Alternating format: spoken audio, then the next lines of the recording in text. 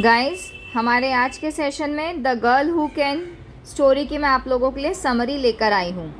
The story is about a girl named Adoja who is 7 years of age and lives in a big village called Hasotzi in central Ghana, Africa. She lives with her grandmother Nana and her mother Mami, whose name is Kaya. Hazotzi is located in a fertile patch of land, and even when the entire Africa is suffering dry conditions, Hazotzi is green and fertile. Whenever Adoja does not finish her meal, Nana tells her to eat and adds that there are many problems in life. They are lucky to get food and that Adoja should finish her meal.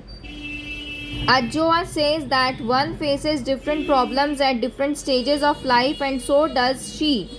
Her problem is that she is not able to speak her opinion. This is also because of the discouraging reaction that she gets whenever she speaks up. With a lot of effort, she gets an elder to listen to her. Then Nana asks her to repeat her statement. This is followed by either of the following two reactions. Either Nana commands Adjoa not to repeat those words ever again, or she laughs at her.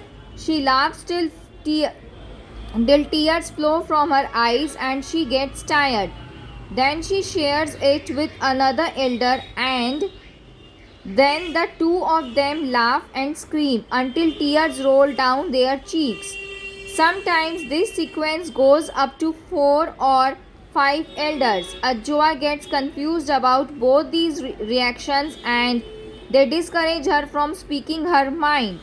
She likes Nana except for her complaining nature. Nana always complains that Adjoa has spindly legs which she thinks are not fleshy.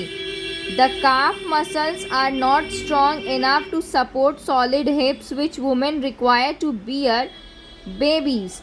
Nana even taunts Mami for having married such a man who gave birth to a girl with spindly legs. When Mami says that Adjoa is better off than those who are born without limbs, Nana says that accidentally such events happen, that Mother Nature brings deformed children on the earth.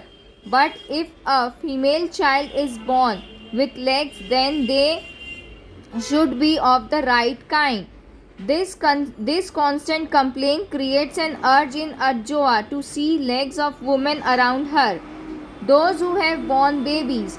As the elder women wear long wrap arounds, it is not possible, so she plans to visit the river during the evenings when the elder women wear long wrap arounds. It is not possible, so she plans to visit the river during the evenings when the women bathe there.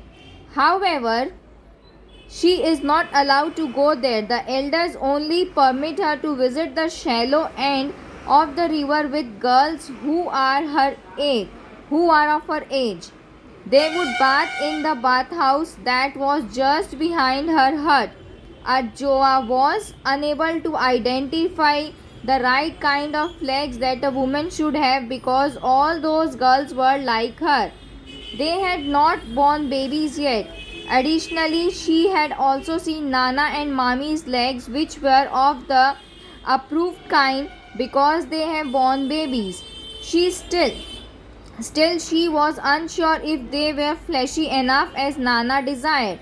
The school was at a distance of 5 kilometers from their village, and all the students complained of the long walk. However, Adjoa never felt so, for her school was a nice place.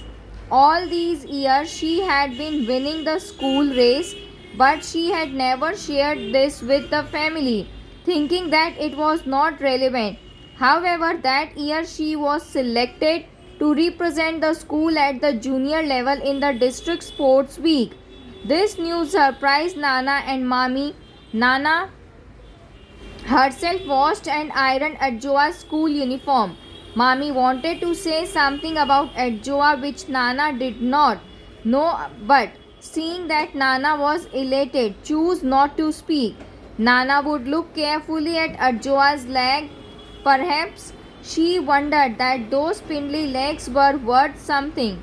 Nana would wear a fresh set of old clothes, which were heavily starched and would creak when shoe passed by. She would accompany them to the event. However, she pretended as if she was going elsewhere. Ajwa enjoyed wearing the shining uniform and won the cup for the best athlete in the junior category. Nana carried the cup on her back like they carried babies and other valuables.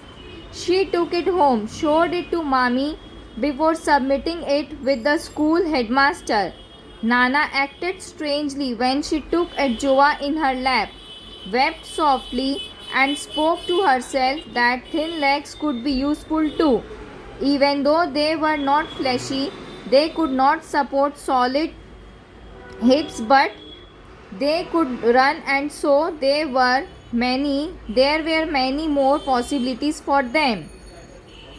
All these years, Ajwa had wanted to say the same thing, but she didn't because of the discouraging response she had gotten for speaking her mind.